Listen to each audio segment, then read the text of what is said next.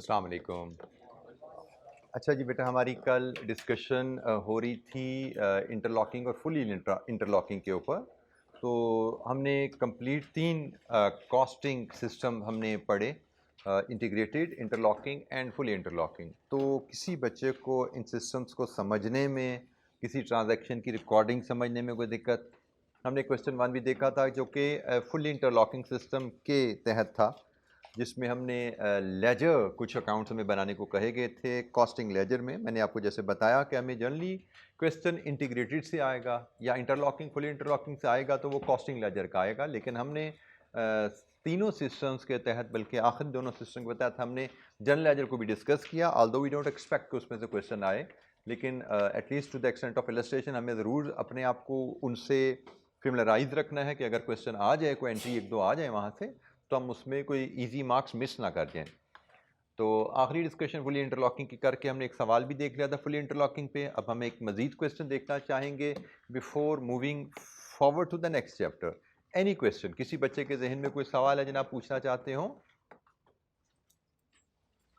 अच्छा, question number 2 हम देखते हैं। ये है कार्ट लिमिटेड का सवाल। ये भी पास पेपर्स में का कुछ पुराना ही सवाल है। मैं कॉस्ट फ्लो में कोई नया सवाल यहाँ पे इसलिए नज़र नहीं आ रहा आपको इस चैप्टर के अंडर, क्योंकि रीसेंट ट्रेंड में कॉस्ट फ्लो का क्वेश्चन जॉब कॉस्टिंग के साथ मिल के आया हुआ है, और वो हम अगले चैप्टर में जब हम जॉब कॉस्टिंग का चैप्टर पढ़ेंगे वहाँ पे एक दो सवाल जो देखेंगे वो रीसेंट ट्रेंड्स के मुताबिक है, जिसमें जॉब कॉस्टिंग के नाम के साथ कॉस्ट फ्लो का कॉन्सेप्ट टेस्ट हुआ है। तो ये क्वेश्चन भी एक पुरानी ही किसी स्कीम का सवाल है। तो let's read the question. Prepare the following control accounts in the cost ledger. Again वही कॉस्ट लेजर की कहानी आ गई। Raw material stores, work in process, finished goods, production overheads, ये कंट्रोल अकाउंट्स या लेजर अकाउंट्स हमें बनाने को कहा गया है। And prepare a statement reconciling the gross profit as per cost accounts and financial accounts. अच्छा जी, अब ये देखिए यहाँ से पता लग गया profit as per cost account, तो ये भी फुल इंटरलॉकिंग की कहानी है, क्योंकि उसने कहा जी प्रॉफिट कॉस्ट अकाउंट में भी प्रॉफिट कैलकुलेट हुआ हुआ है, फाइनेंशियल अकाउंटिंग में भी प्रॉफिट कैलकुलेट हुआ हुआ है, इनको रिकंसाइल करके दिखाइए। तो जनाब ये हमारे पास कहानी आ गई। अब इसके मुताबिक हमें मेन 9 नंबर हमारे पास ये अकाउंट्स बनाने के हैं और 3 नंबर रिकन्सिलिएशन के हैं। तो सवाल पढ़ते हैं और देखते हैं जी नंबर लेना कितना को मुश्किल था यहाँ पे। Cart limited operates separate cost accounting and financial accounting system.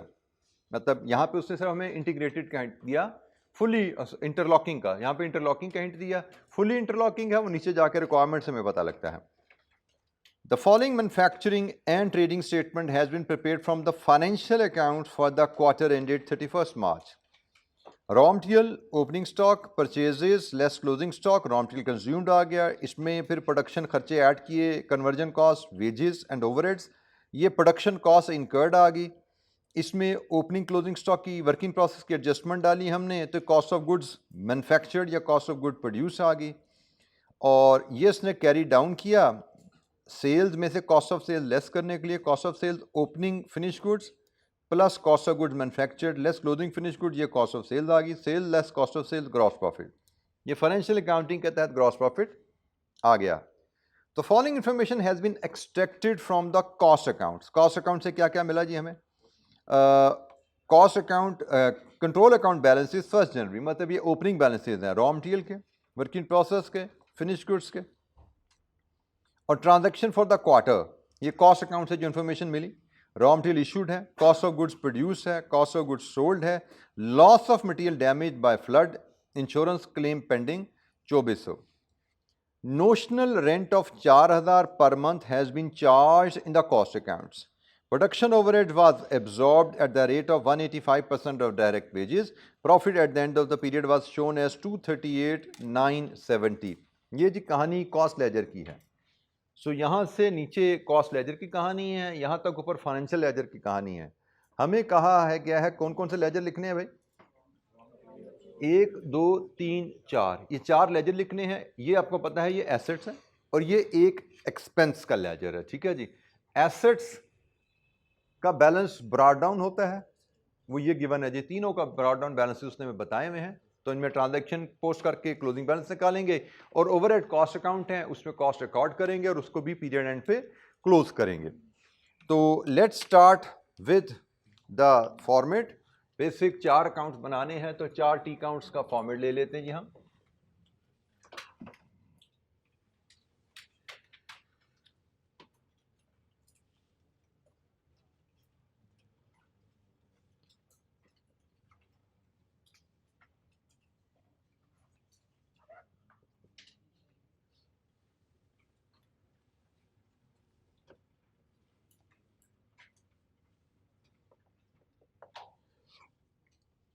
Raw material का opening balance brought down 49,500। Work in process का opening balance brought down 60,100। Finish goods का बैलेंस ब्रॉट डाउन 1,15,400। लीजिए जी, ये हमारे पास बैलेंसेस ब्रॉट डाउन की figure आ गई। अब हम आते हैं, ये कुछ ट्रांजैक्शन हमें क्वेश्चन में गिवन है। ट्रांजैक्शन जो कॉस्ट लेजर में हमें गिवन है, हम अब इनको रिकॉर्ड करते हैं और इनकी रिकॉर्डिंग हमें लॉजिकली चीज़ें पता है कैसे रिकॉर्ड होनी है। जैसे रॉ मटेरियल इशूड हैं तो हमें बताया गया कॉस्ट लेजर में रॉ मटेरियल इशूड रिकॉर्ड हुए हैं, तो रॉ मटेरियल इशूड की रिकॉर्डिंग कैसे होती है? वर्क इन प्रोसेस डेबिट होता है और रॉ मटेरियल क्रेडिट होता है। और अमाउंट कितनी है? 1,04,800। 1,04,800 work in process, raw material 1,04,800।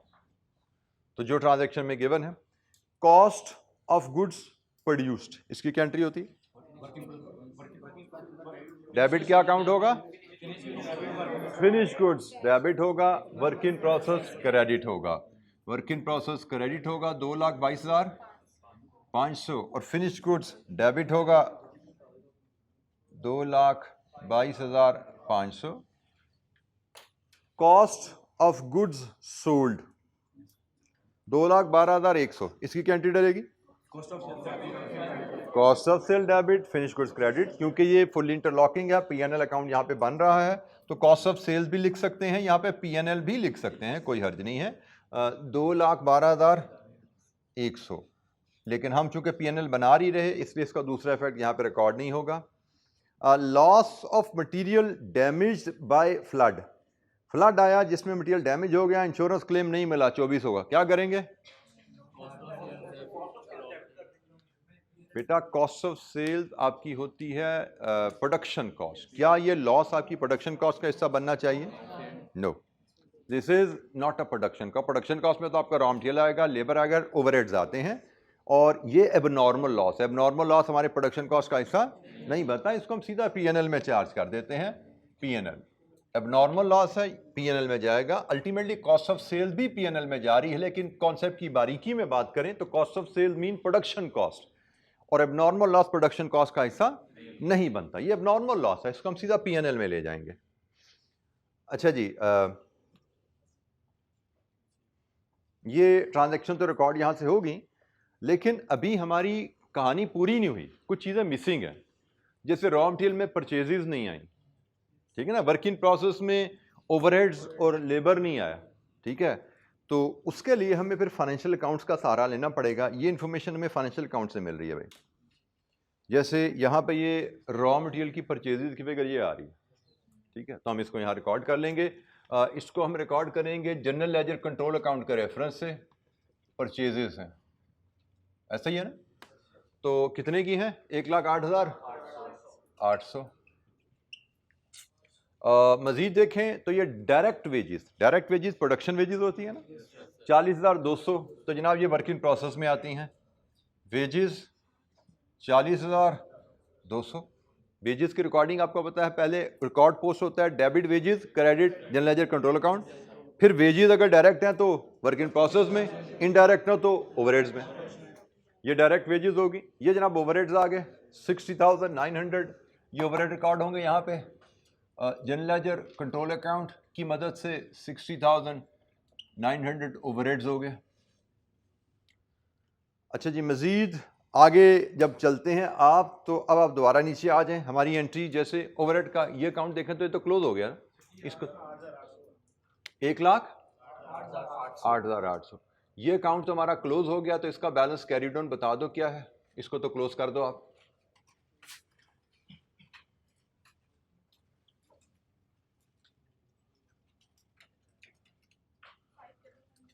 ये है 158,300 और ये कितना है 5,11,00। लीजिए जी, ये हमारा 158,300 पे अकाउंट क्लोज हो गया। वर्क इन प्रोसेस में ओवरहेड हमारा मिसिंग है, रॉ मटेरियल आ गया है, वेजेस आ गई हैं, ओवरहेड मिसिंग है। तो ओवरहेड के लिए जनाब ये नोट अवेलेबल है।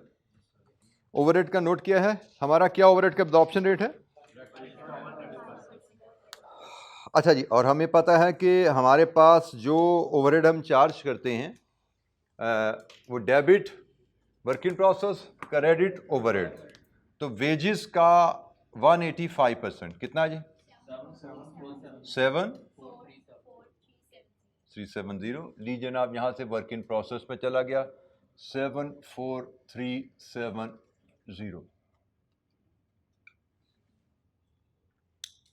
अच्छा जी, ओवरहेड के रिलेटेड यहाँ पे भी एक बात लिखी हुई है कि 4,000 का नोशनल रेंट भी है, और ये रेंट है 4,000 पर मंथ, और हम एक क्वार्टर के अकाउंट बना रहे हैं। इसका मतलब 12,000 का आपने रेंट भी चार्ज करना ओवरहेड में।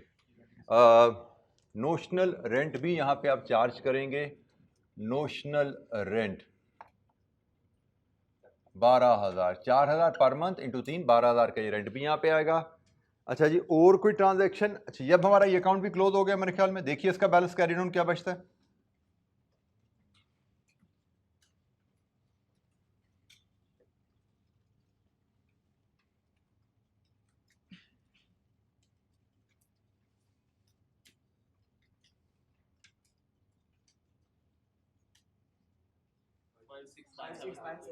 Five six 970। ये अकाउंट भी क्लोज हो गया। फिनिश गुड भी क्लोज करो, ये भी क्लोज हो गया फिनिश गुड भी, इसमें भी कोई ट्रांजैक्शन मिसिंग नहीं है।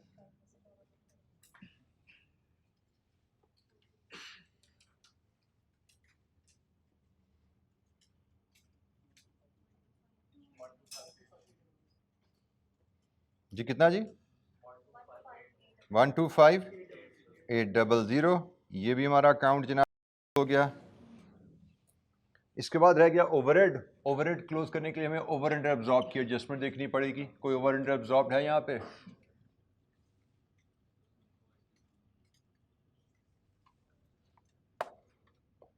ओवर एब्जॉर्ब है कितना है जी? 1470। ये हमारा कॉस्ट ऑफ सेल या P&L को चला जाएगा।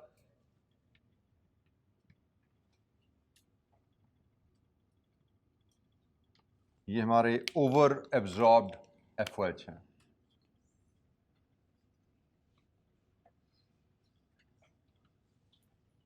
लीजिए जी, 9 मार्क्स के 4 लेजर अकाउंट्स हमारे कंप्लीट हैं। Raw material, work in process, finish goods and FOH. हमें कॉन्सेप्चुअली पता होना चाहिए कि डिफरेंट अकाउंट्स में क्या क्या एंट्रीज हिट करती हैं। तो जो ट्रांजैक्शंस का डाटा में रेडीली अवेलेबल था वो हमने कॉस्ट लेजर से उठा लिया। जो मिसिंग था, हमें पता है परचेजेज यहाँ पे आनी है, तो परचेजेज की फिगर फाइनेंशियल से उठा ली। फाइनेंशियल और कॉस्ट की परचेज फर्क थोड़ी होती है। डायरेक्ट वेजेस फाइनेंशियल से उठा ली, फर्क थोड़ी है भाई। डायरेक्ट वेजेस तो होती फैक्ट्री की हैं, वहाँ से हमें डाटा मिल गया, ले लिया। एब्जॉर्प्शन की बेस हमारी वेजेस का 185% रहा, तो हमने वो भी मेजर कर लिया, एब्जॉर्ब कर लिया। सो वी शुड नो कि किस अकाउंट में क्या क्या एंट्री आती है। ज़रूरी नहीं कि हर एंट्री प्लेट में रख के हमें बताई जाए कि भाई ये एंट्री पोस्ट कर दो इस अकाउंट में जाके। हमें हर अकाउंट की कंस्ट्रक्शन का आइडिया होना चाहिए कि भाई इन अकाउंट्स में क्या क्या ट्रांजैक्शन डेबिट पे, क्या क्या ट्रांजैक्शन क्रेडिट पे आती हैं, और फिर उन ट्रांजैक्शन से रिलेटेड डाटा क्वेश्चन से हमें ढूंढना पड़ेगा। जी भाई, एनी क्वेश्चन? ये हमारा पार्ट ए 9 मार्क्स का हो गया पूरा, जिसमें 4 लेजर अकाउंट बनाने को कहा गया था।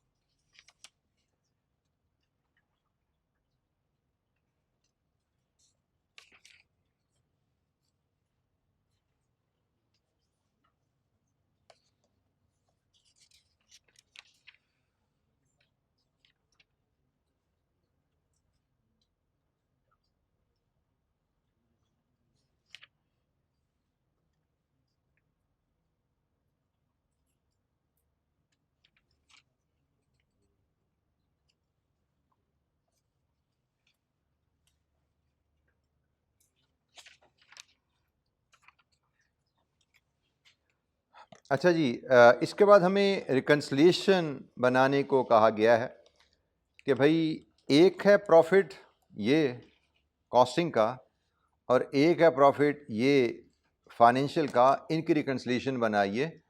अच्छा, अब इस क्वेश्चन में है, अगर आपको याद हो तो हमने रिकन्सलेशन के दो तरीके पढ़े हुए हैं। प्रॉफिट्स को रिकन्साइल करने के दो तरीके हैं। एक तो वो जो मार्जिनल एब्जॉर्प्शन कॉस्टिंग में पढ़ा था ना कि यूनिट्स का डिफरेंस लो OAR से मल्टीप्लाई कर दो।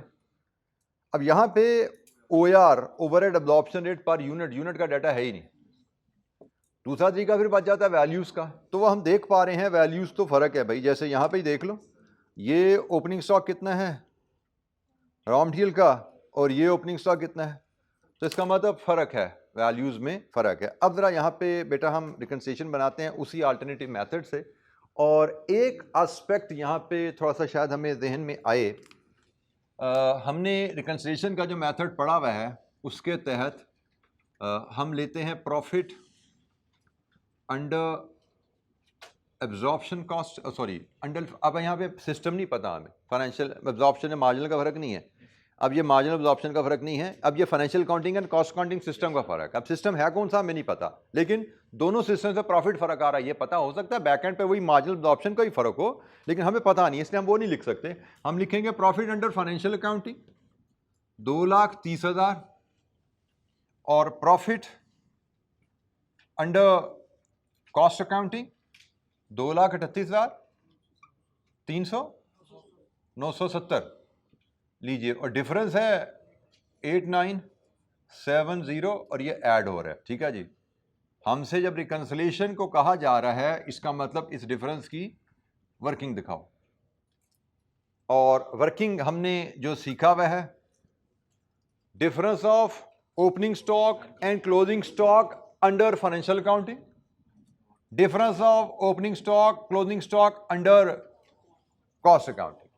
बेटा ये कॉस्ट अकाउंटिंग का डाटा मेरे सामने पड़ा नजर आ रहा है ना, ये तो मैं काम करता हूं, मैं पहले कॉस्ट अकाउंटिंग के तहत डिफरेंस बनाता हूं, difference of opening stock and closing stock value under cost accounting. बेटा ये एक तरफ देखिएगा, मैं ओपनिंग स्टॉक की वैल्यू लेता हूं, ओपनिंग स्टॉक की वैल्यू देखो मेरे पास तीन ओपनिंग स्टॉक है, तीनों को सम कर लूंगा। Raw material 49,500 plus 60,100 plus 1,15,400, 2,25,000, 2,25,000।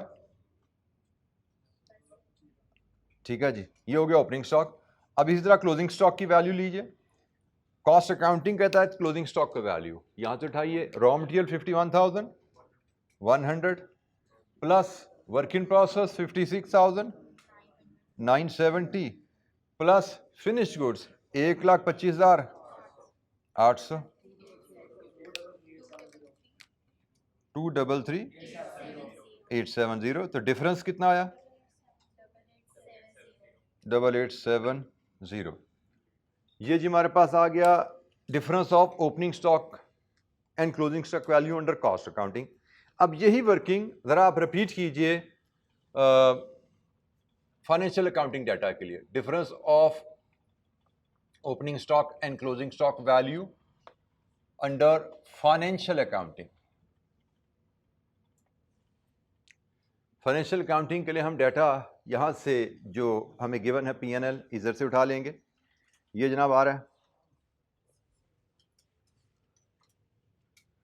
Opening stock raw material 49,000 48,000, work in process opening stock 64,000, finish goods 120,000, total कितना हो गया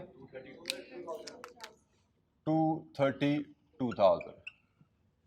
closing stock raw material 52,000, work in process 58,000, finish goods 121,900, total 231,900, difference. अच्छा अब जरा बेटा यहाँ पे एक तो जो चाहिए आपकी, इधर एक कैच आ गया है, हमने तो पढ़ा था डिफरेंस ऑफ द डिफरेंस लेना है, लेकिन वो डिफरेंस ऑफ द डिफरेंट इस अजम्पशन पे होता था कि जहां पे अगर ओपनिंग स्टॉक क्लोजिंग स्टॉक से ज़्यादा है एक सिस्टम के तहत, तो दूसरे सिस्टम के तहत भी ऐसा ही होता था, लेकिन यहां पे ऐसा नहीं है। अगर आपको याद हो, क्लोजिंग स्टॉक अगर मार्जिनल कॉस्टिंग में ओपनिंग स्टॉक से ज़्यादा है तो क्लोजिंग स्टॉक की वैल्यू एब्जॉर्प्शन कॉस्टिंग में भी ओपनिंग स्टॉक से ज़्यादा ही आती थी। ठीक है, ऐसा नहीं होता था कि एक सिस्टम में क्लोजिंग स्टॉक ज़्यादा आ रहा है और दूसरे सिस्टम में क्लोजिंग स्टॉक कम आ रहा है ओपनिंग स्टॉक से। ये एक एनॉमली आ गई है, जो अब हमें नहीं पता इसके बैक एंड पे क्या वजह गया है, वजह नहीं मैं पता, लेकिन ये एक एनॉमली है। ऐसा कभी होता नहीं है प्रैक्टिकली अगर हम मार्जिनल एब्जॉर्प्शन कॉस्टिंग को लेकर चल रहे हो। अगर क्लोजिंग स्टॉक ओपनिंग से यहां पे ज्यादा होता है से मार्जिनल कॉस्टिंग में, तो क्लोजिंग स्टॉक ओपनिंग स्टॉक से ज्यादा होगा एब्जॉर्प्शन कॉस्टिंग में भी। इसीलिए चूंकि डायरेक्शन डिफरेंस की सेम होती थी इसलिए हम डिफरेंस ऑफ द डिफरेंस लेते थे, लेकिन यहां पे डिफरेंस की डायरेक्शन उल्टी है, इसलिए यहां पे डिफरेंस ऑफ द डिफरेंस नहीं लिया जाता। यहां पे डिफरेंस इन दोनों का सम लेके किया जाएगा। ये होगा 8870 प्लस 100। ये हमने प्लस यहां पे क्यों लिया? ये प्लस यहां पे इसलिए लिया गया है कि ये साइन उलट गया है, ये साइन उलट गया है, ये साइन उलट गया इसलिए यहां पे प्लस ले लिया। अदरवाइज ये साइन सेम होता जैसे कि हमेशा मार्जिनल एब्जॉर्प्शन कॉस्टिंग के चैप्टर में होता था, तो यहां पे माइनस ही लिया जाता था, डिफरेंस ऑफ द डिफरेंस लिया जाता था। लीजिए जी 8970, ये हमारी रिकंसिलिएशन ये मैच होगी। तो यहां पे एक चीज आपने सीखी, वेरी रेयर टेस्टिंग थी ये। वी डोंट होप कि इस तरह का कॉन्सेप्ट बाद में भी आएगा, लेकिन एटलीस्ट आपको एक चीज नजर आ गई, तो नजर आ गई तो उसको याद कर लीजिए भाई, देख लीजिए इसको।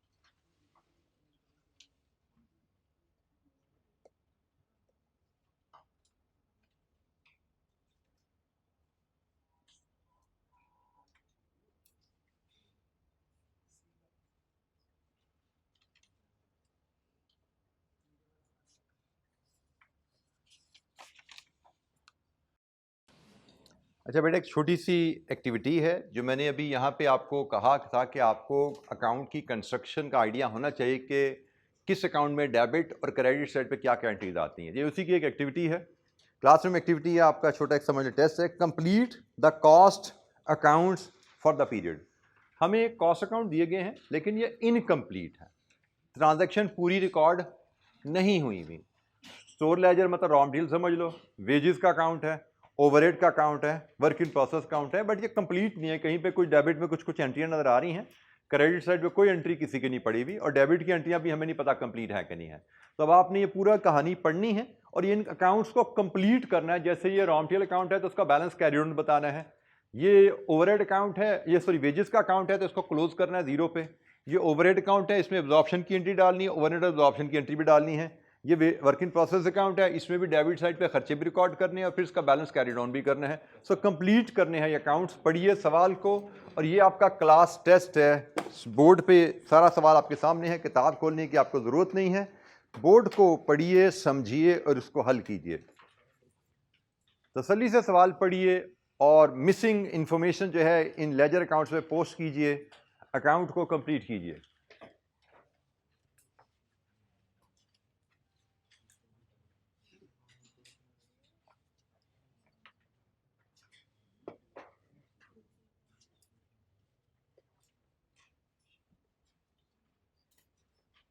ये लेजर्स रुपीज़ इन थाउजेंड में है, वैल्यूज़ भी जहाँ उसने बताई रुपीज़ इन थाउजेंड में ही लीजिएगा।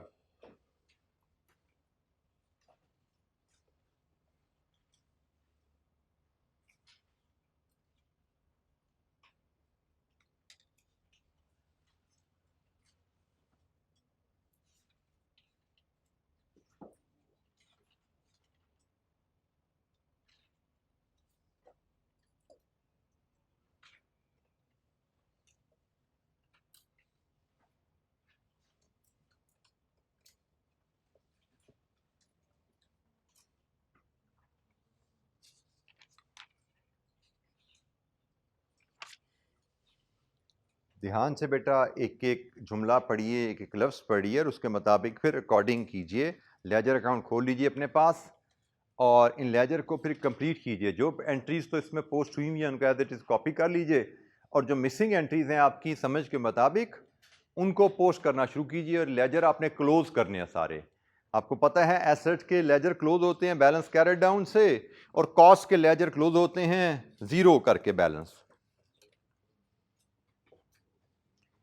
कॉस्ट के बैलेंसेस को हम रेलेवेंट अकाउंट्स में ट्रांसफर करके ज़ीरो करते हैं।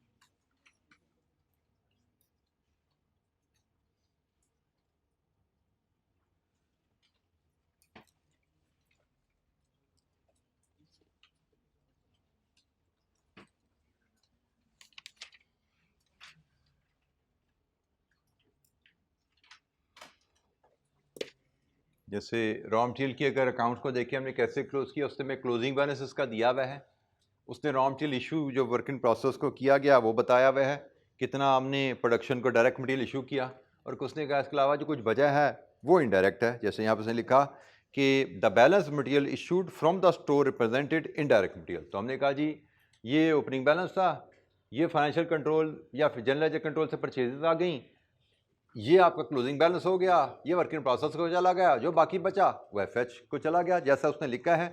तो ये 340 आपका यहाँ पे स्टोर लेजर से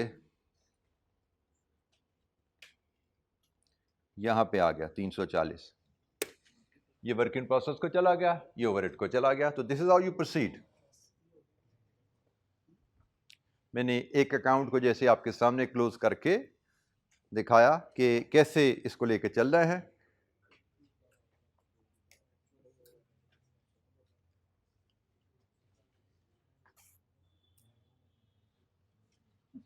सॉरी, ओवरहेड को जाना था, मैंने वेजेस में लिख दिया प्रोडक्शन ओवरहेड।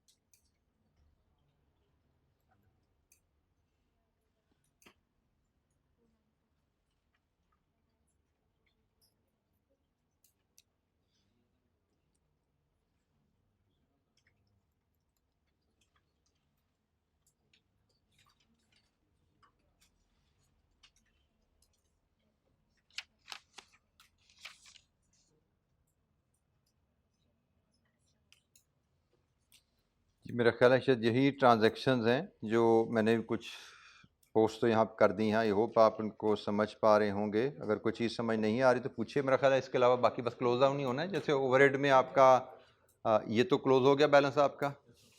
ओवरहेड में ओवर ही अंडर एब्जॉर्ब का डिफरेंस आएगा। क्या आ रहा है, ओवर है अंडर है? अंडर एब्जॉर्ब है। कितना अंडर एब्जॉर्ब है? 170। तो कॉस्ट ऑफ सेल्स को यहाँ से 170 चला जाएगा, ये अकाउंट भी क्लोज हो जाएगा आपका। तो यहाँ से ये अकाउंट क्लोज हो गया, इधर आपका ये क्लोज हो गया, ये अकाउंट ऑलरेडी क्लोज हो गया। और वर्क इन प्रोसेस का बैलेंस कैरी डाउन कितना आ रहा है जी? वो तो ऑलरेडी आ रहा है। तो इसमें सिर्फ एक एंट्री डलनी है, कौन सी भला? No finish goods. मैंने क्या कहा था, ध्यान से क्वेश्चन पढ़ना है। उसने क्लियरली बताया no finish stock is maintained. चीज़ें बिकती हैं, सीधी कस्टमर को डिलीवर हो जाती हैं। जब चीज़ें सीधी कस्टमर को डिलीवर हो रही हैं, फिनिश गुड स्टोर मेंटेन ही नहीं हो रहा, तो आप कैसे फिनिश गुड को ट्रांसफ़र कर सकते हो? सीधा यहाँ से कॉस्ट ऑफ सेल में जाएगा, ये बैलेंसिंग एंट्री यहाँ से आती है और ये अकाउंट आपका ऐसे क्लोज होता है। क्वेश्चन को बेटा ध्यान से पढ़ा कीजिए। एक चीज़ है जो आपने सीखी है और एक चीज़ है क्वेश्चन में इंस्ट्रक्शन आ जाती है। अगर क्वेश्चन में जो इंस्ट्रक्शन आई वो आपकी लर्निंग के अगेंस्ट है या उससे हट के है, तो आपने क्वेश्चन की इंस्ट्रक्शन को फॉलो करना होता है। आपने सीखा यही है कि भाई वर्क इन प्रोसेस से फिनिश गुड में चीजें जाती हैं, लेकिन उसने लिखा हुआ क्लियरली भाई फिनिश गुड मेंटेन ही नहीं होती हमारे पास। जो चीजें बनती हैं सीधी कस्टमर को भेज देते हैं, जो कस्टमर को भेज दी तो सीधी फिर कॉस्ट ऑफ सेल में जाएगी, फिनिश गुड स्टोर में नहीं जाती। फिनिश गुड स्टोर में तब जा रही हैं जब when you are maintaining finish good store, क्योंकि फिनिश गुड्स अकाउंट रिप्रेजेंट कर रहे हैं inventory, finish good inventory held. Finish good account किस चीज को रिप्रेजेंट करता है? Finish good inventory held. तो हम तो फिनिश गुड इन्वेंट्री होल्ड करते ही नहीं है, तो फिनिश गुड अकाउंट क्यों होगा हमारे पास? हमारे पास फिनिश गुड अकाउंट नहीं है। Cost work in process he completion पे सीधा कॉस्ट ऑफ सेल को एंट्री चली जाती है। जी जनाब, एनी क्वेश्चन? आखिरी एंट्री जो मेरा ख्याल यही balancing entry cost of sale की है, ये बैलेंसिंग आती है और इसमें कितना बैलेंस आ रहा है? 7449। ये आपकी एंट्री है 7449। लीजिए जी, किसी ट्रांजैक्शन पे कोई दिक्कत? लेबर के direct labour, indirect labour, production overhead absorbed, हमने 30 रुपीज़ पर लेबर आवर एब्जॉर्ब करना है और लेबर आवर कितने लगे वो उसने कह दिया भाई 20 रुपये रेट पे आपका लेबर आवर लग रहा है। तो ये डायरेक्ट लेबर है, 20 रुपये का रेट है, तो ये लेबर आवर आ गए। इसको डिवाइड किया, लेबर आवर को 30 से मल्टीप्लाई किया, तो ये ओवरहेड एब्जॉर्ब्ड आ गया आपके पास। और जो अंडर एब्जॉर्ब्ड है वो कॉस्ट ऑफ सेल्स को 170 आपने चार्ज कर दिया। जी कोई सवाल?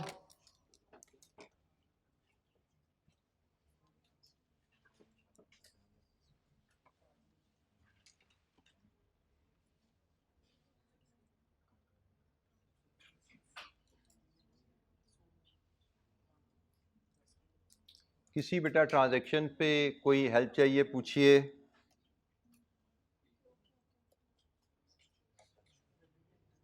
अच्छा, ये हमारा काम कॉस्ट फ्लो पे डिस्कशन हमारी ख़त्म हुई। अब हम ज़रा जॉब कॉस्टिंग पे बात करते हैं। जॉब कॉस्टिंग क्या है? कॉस्ट अकाउंटिंग की ही डिस्कशन हो रही है। इसमें जॉब कॉस्टिंग क्या है? जॉब कॉस्टिंग हम कहते हैं ऐसे जॉब, हम कहते हैं ऐसे काम को जो किसी कस्टमर की स्पेसिफिक रिक्वेस्ट के मुताबिक किया जाए। वो सर्विस है या वो प्रोडक्ट है, जो कस्टमर की रिक्वेस्ट के मुताबिक काम किया जाए उसको हम जॉब कॉस्टिंग कहते हैं। फॉर एग्जांपल, और इसको मैं थोड़ा सा और एक्सटेंड कर दूं, और ये हर प्रोडक्ट दूसरे से मुख्तलिफ होगी क्योंकि हर कस्टमर की रिक्वायरमेंट फर्क होती है। जॉब कॉस्टिंग में हम प्रोडक्ट से भी डील कर सकते हैं। जॉब कॉस्टिंग में we can deal with certain services as well. ये याद रखिएगा, कुछ सर्विसेज हैं जो जॉब कॉस्टिंग के कॉन्सेप्ट में डील नहीं होंगी, कवर नहीं होंगी, उनको मैं बाद में चल के डिस्कस करूंगा। फिलहाल जॉब कॉस्टिंग का कॉन्सेप्ट डिस्कस करते हुए मैं क्लियर कर दूं, job could be a product और it could be a service. कौन सी प्रोडक्ट, कौन सी service? Which is perform, which is prepared according to the specific requirement of the customer. मैं प्रोडक्ट की बात करूं तो जॉब कॉस्टिंग में घर कंस्ट्रक्शन जो है that is a job costing. चलें इससे भी थोड़ा काम कर लें। घर में वायरिंग करना ये सर्विस है, वायरिंग सर्विसेज। घर में वायरिंग करना, नया घर बनते हैं, नए घरों में इलेक्ट्रीशियन आके वायरिंग करते हैं, लेकिन हर घर की वायरिंग फर्क होती है क्योंकि हर घर का नक्शा फर्क है। कोई 5 मरले का, कोई 7 मरले का, कोई 10 मरले का, कोई कनाल का, कोई 2 कनाल का, और किसी में 4 कमरे, किसी में 6 कमरे, किसी में 2 वाश, किसी में बाथरूम, किसी में 4 बाथरूम। हर का नक्शा फर्क, साइज फर्क। तो अकॉर्डिंगली हर घर के वायरिंग का डिजाइन फर्क, लाइटिंग पॉइंट्स फर्क, कितने पंखे, कितने एसी, दीवार में लाइट है नहीं है, फर्क। तो job costing deals with products और services which are perform specific to the customer requirement. मैंने आपको इलेक्ट्रीशियन सर्विसेज की मिसाल दी, मैं आपको अपने प्रोफेशन से मिसाल देता हूं। मैं ऑडिट सर्विस प्रोवाइड करता हूं, दैट इज आल्सो, उसकी कॉस्ट मैं जानना चाहूं तो वो भी जॉब कॉस्टिंग से मैं मेजर करता हूं, क्योंकि ऑडिट भी हर क्लाइंट का अलग होता है। एक क्लाइंट है 2 अरब की सेल है और 1.5 अरब की बैलेंस शीट है, एसेट है उसका। दूसरा क्लाइंट है 20 अरब की सेल है और 12 अरब की बैलेंस शीट है। तो दोनों क्लाइंट्स की ऑडिट की रिक्वायरमेंट फर्क है, एक लिस्टेड है, एक अनलिस्टेड है। दोनों की लीगल रिक्वायरमेंट, कंप्लायंस रिक्वायरमेंट फर्क है। मेरी कॉस्ट उन सब पे, उन दोनों क्लाइंट्स पे अलग-अलग आएगी। सो जॉब कॉस्टिंग, आप जब कोई प्रोडक्ट या सर्विस किसी कस्टमर की खास रिक्वायरमेंट के लिए बनाते हो या देते हो, तो उस खास प्रोडक्ट या सर्विस की कॉस्ट को मेजर करने के लिए हम जॉब कॉस्टिंग का टूल यूज करते हैं। आई रिपीट, जॉब कॉस्टिंग का टूल हर उस सर्विस के लिए इस्तेमाल होगा जो कस्टमर टू कस्टमर वेरी करती है, हर उस प्रोडक्ट के लिए इस्तेमाल होगा जो कस्टमर टू कस्टमर वेरी करती है। एक इलेक्ट्रीशियन जो डिफरेंट घरों की वायरिंग करता है, वो हाउस नंबर 105 ए पे उसका वायरिंग पे कितनी कॉस्ट लगी, हाउस नंबर 105 बी पे उसकी वायरिंग की कितनी कॉस्ट लगी, ये जानना चाहता है, उसको जॉब कॉस्टिंग फॉलो करनी है। मैं एज एन ऑडिटर जानना चाहता हूं कंपनी ए के ऑडिट पे मेरा कितना खर्चा लगा, कंपनी बी के ऑडिट पे मेरी कितनी कॉस्ट लगी, मुझे जॉब कॉस्टिंग का टूल फॉलो करने हैं। मैं इसको प्रोडक्ट में भी ले जाता हूं, सर्विस से हम प्रोडक्ट में भी ले जाते हैं, क्योंकि जॉब कॉस्टिंग दोनों जगह इस्तेमाल होती है। मैं एक वर्कशॉप ओन करता हूं जो डिजाइनर्स फर्नीचर बनाती है। मुझे कस्टमर डिजाइन ला के देता है, बेड का, सोफे का, डाइनिंग टेबल का। मुझे जो डिजाइन दिया जाता है मैं उसके मुताबिक प्रोडक्ट बनाता हूं। अब कस्टमर ए ने भी मुझे डाइनिंग टेबल का डिजाइन दिया, कस्टमर बी ने भी डाइनिंग टेबल का डिजाइन दिया, दोनों डिफरेंट है। तो मैं दोनों की कॉस्ट का रिकॉर्ड मेंटेन करना चाहता हूं। दोनों की प्रोडक्ट्स फर्क है, इसके लिए मुझे दोनों की प्रोडक्ट कॉस्ट मेजर करनी है। ऐसी प्रोडक्ट्स जो हर कस्टमर के डिजाइन के मुताबिक बन रही है, job costing is the tool which will be used. अच्छा, ये तो थोड़ा बैकग्राउंड हो गया जॉब कॉस्टिंग का। अदरवाइज जॉब कॉस्टिंग में हम सीखने की बात करें ना, तो हमारे लिए सीखने के लिए बहुत कोई ज़्यादा बातें हैं नहीं। सिर्फ एक कॉन्सेप्ट आपने ज़हन में रखना है कि जब मैं ये कुर्सी बना रहा हूं ना, तो ये mass production of identical products हो रही है। जब मैं ये बॉल पेन बना रहा हूं, mass production of identical product है। मैं 10 कस्टमर के लिए बॉल पेन बना रहा हूं, सारे बॉल पेन सेम होते हैं, किसी को 1000 चाहिए, किसी को 2000 चाहिए, लेकिन सेम चीज चाहिए। लेकिन मैं डाइनिंग टेबल बना रहा हूं, हर कस्टमर का फर्क है। मैं ऑडिट कर रहा हूं, हर कस्टमर का फर्क है। तो जब मैं पेन बना रहा हूं, हर कस्टमर को सेम पेन दे रहा हूं, cost per unit is the same. लेकिन जब मैं ऑडिट कर रहा हूं, हर कस्टमर की ऑडिट सर्विस डिफरेंट है। जब मैं डाइनिंग टेबल बना रहा हूं, हर कस्टमर की डाइनिंग टेबल की कॉस्ट फर्क है। तो भाई यहां से आप समझ लो कि जब आप पेन बना रहे हो, कॉस्ट पर यूनिट सेम है हर पेन की, तो आप वर्क इन प्रोसेस का एक अकाउंट बनाते हो। वो हमने प्रोसेस कॉस्टिंग में सीखा हुआ है। निकलते जा रहे हैं यूनिट, इधर से इनपुट जाते जा रहे हैं, उधर से आउटपुट जाते जा रहे हैं। एक ही अकाउंट से हर प्रोडक्ट का, हर कस्टमर की प्रोडक्ट एक ही अकाउंट से बन के निकल रही है, क्योंकि प्रोडक्ट कॉस्ट सेम है। लेकिन जब प्रोडक्ट्स की कॉस्ट फर्क है, तो हर कस्टमर की प्रोडक्ट का रिकॉर्ड अलग अकाउंट में रखा जाता है। This is the only difference. और वो अकाउंट की नेचर को फर्क नहीं होती, वो just like work in process account ही होता है, बस उसका नाम हम बदल देते हैं। उसको नाम हम दे देते हैं जॉब अकाउंट। इसको आप जॉब अकाउंट भी कह सकते हो, आप इसको work in process account, job number this, ये भी कह सकते हो, जैसे मर्जी लिख दो इसको।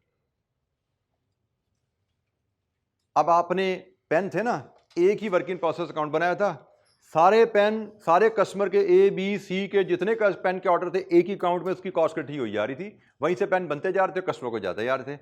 लेकिन जब टेबल है तो एक कस्टमर का ऑर्डर 1 2 3 4 5 है, दूसरे का 1 2 3 4 5 6 है, अगले का 1 2 3 4 7 है, 1 2 3 4 8 है। हर कस्टमर का ऑर्डर फर्क है, हर कस्टमर का अकाउंट अलग बन जाएगा। और भाई कस्टमर ए के लिए जो लकड़ी इशू हुई वो इस अकाउंट में चलेगी, कस्टमर बी की लकड़ी दूसरे अकाउंट में, कस्टमर सी की लकड़ी तीसरे अकाउंट में। हर कस्टमर की प्रोडक्ट के लिए वर्क इन प्रोसेस अकाउंट अलग बन गया, जिसको हम जॉब अकाउंट कह देते हैं। That's it. इसके अलावा कोई जॉब कॉस्टिंग में रॉकेट साइंस फर्क नहीं है। ये बेसिकली आपका होता वर्क इन प्रोसेस अकाउंट ही है, but concept is different orders के लिए, डिफरेंट प्रोडक्ट्स के लिए, डिफरेंट सर्विसेज के लिए, जो कि हर कस्टमर के लिए अलग है, different work in process account खुलना है। हर कस्टमर की प्रोडक्ट से रिलेटेड कॉस्ट उसके स्पेसिफिक अकाउंट में डालेंगे, और जब जॉब कंप्लीट हो जाएगी, अच्छा यहां पे देखा ये कॉस्ट ऑफ सेल आ रहा है, नॉर्मली कॉस्ट ऑफ सेल, इसकी मैं चलो वजह भी बता देता हूं। जॉब कस्टमर के ऑर्डर के मुताबिक की जाती है, इन्वेंट्री नहीं रखी जाती, बनाई और कस्टमर को फोन किया उठा ले जी चीज रेडी है ले जाएं आप, इसका भी फिनिश गुड इन्वेंट्री नहीं रखी जाती। लेकिन हाँ क्वेश्चन कहे कि फिनिश गुड में रख लो, भी कस्टमर 4 दिन बाद आएगा तो फिर आप फिनिश गुड में रख लोगे अपने पास, गोडाउन में शिफ्ट कर लोगे। लेकिन नॉर्मली अगर क्वेश्चन साइलेंट है तो जॉब कॉस्टिंग सीधी वर्किंग प्रोसेस से यहां से कॉस्ट ऑफ सेल में चली जाती है, क्योंकि ये इसकी इन्वेंट्री हम अपने पास मेंटेन नहीं रखते, कस्टमर की रिक्वेस्ट पे चीज बनी है और जैसे कंप्लीट होती है चीज हम कस्टमर को कॉल करते हैं, चीज हम लिफ्ट करवा देते हैं। ये जॉब कॉस्टिंग का बैकग्राउंड, मैंने जैसे अब कहा, ये सर्विस की कॉस्ट मेजर करनी है तो भी इसी टूल से होगी, प्रोडक्ट की कॉस्ट मेजर करनी है तो भी इसी टूल से होगी, तरीकाकार यही रहेगा। अच्छा, ये एक जॉब कॉस्ट कार्ड की स्टेटमेंट का भी कॉन्सेप्ट होता है, स्टैंडर्ड कॉस्ट कार्ड आपने पढ़ा हुआ, उसी तरह जॉब कॉस्ट कार्ड भी होता है। ये एक स्टेटमेंट शेप में है, वो लेजर था, ये स्टेटमेंट है, इतना ही फर्क है। इसमें एक चीज आप डिफरेंट नोट करोगे, यहां पे ये उसने आखिर में एक नॉन प्रोडक्शन ओवरहेड भी यहां डाले हुए हैं। नॉर्मली तो हम वर्क इन प्रोसेस अकाउंट जो बनाएंगे उसमें प्रोडक्शन कॉस्ट ही जाएगी, लेकिन जॉब कॉस्ट कार्ड जब बनाते हैं ना तो इसमें हम नॉन प्रोडक्शन कॉस्ट भी बात का ले लेते हैं, just for the purposes of determining profitability of the job.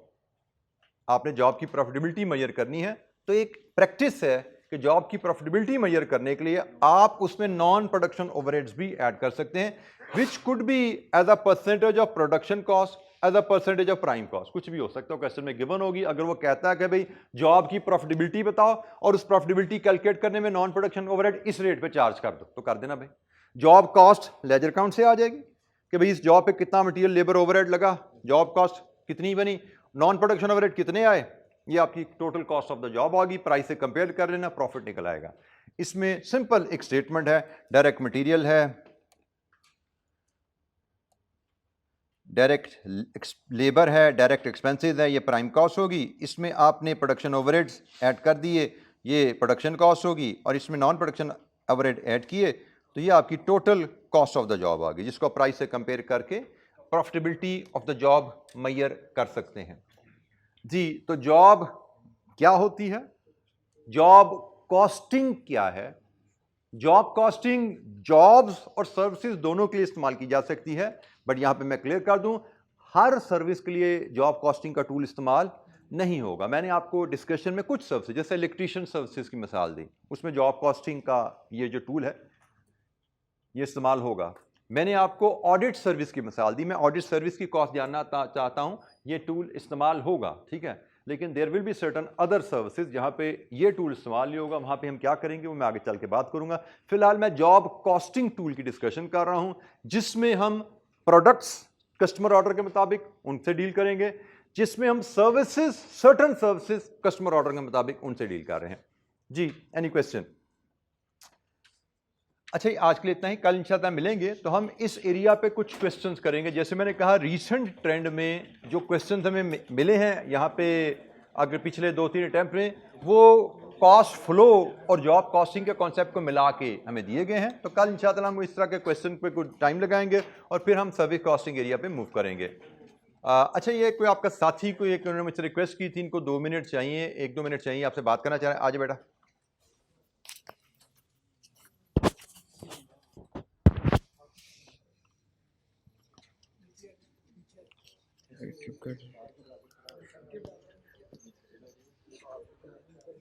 अस्सलाम वालेकुम। ये एक अनाउंसमेंट थी। सैटरडे को हमारा कोर्स कंप्लीट हो रहा है, इंशाल्लाह ताला, जिसकी वजह से हम एक सेलिब्रेशन करना चाह रहे हैं। उसके अंदर कुछ चीज़ें जो मैनेजमेंट की होंगी वो हम खुद देख लेंगे। अलबत्ता आपसे एक रिक्वेस्ट है कि आप ज़रूर आइएगा। सेशन स्टार्ट हुआ था, ये क्लास भरी हुई थी, पर अब सिर्फ कुछ चंद ही बच्चे नज़र आ रहे हैं। जो रह गए हैं, जो ऑनलाइन शिफ्ट हो चुके हैं, उनसे गुजारिश है कि वो ज़रूर आएँ।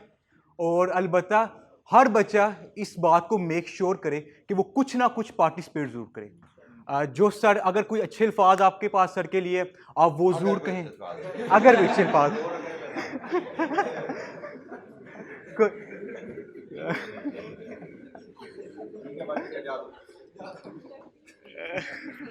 Thank you very much. अच्छा जी, चलें जी, थैंक यू वेरी मच। बाकी इंशाल्लाह जैसे आपके साथी ने अनाउंस कर दिया, सैटरडे इंशाल्लाह हमारा आखिरी दिन होगा। आज कौन सा वेडनेसडे गुजरा है, तो थर्सडे फ्राइडे सैटरडे, इंशाल्लाह सैटरडे को हम अपना कोर्स फिनिश कर रहे होंगे। That will be the last session. Thank you very much बेटा। अस्सलाम वालेकुम।